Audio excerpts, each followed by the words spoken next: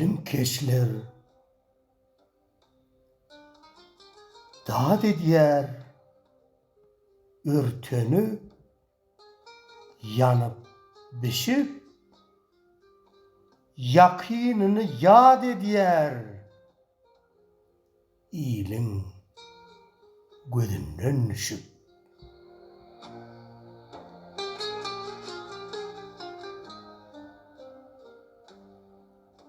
Yok, onanma, çilmin oduna yanma.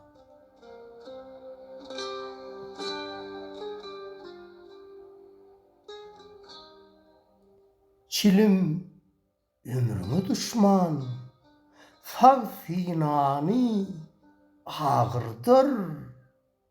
Sonra edersin puşman, dert azarı bağırdır.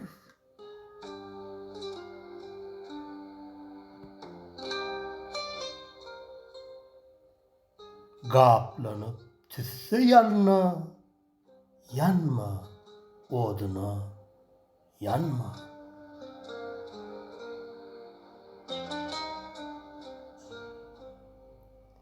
Faplanman dermani, dağdaki sağlık yolu, ömrüne berip mani, sağlığın bor, tut yani.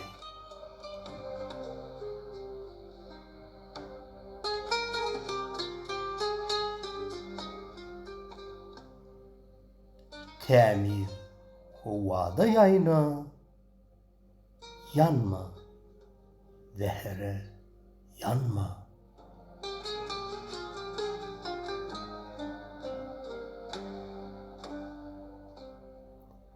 Sağlık yolu sağlığın, deri dermansız emi, can sağlığın, baylığın, hoşluk gülen antemi.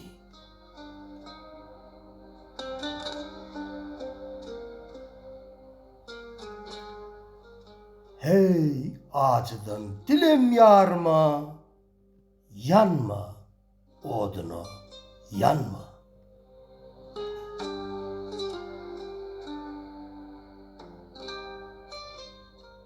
Boş menin Yürek Ovazı adlı kitabımdan alındı.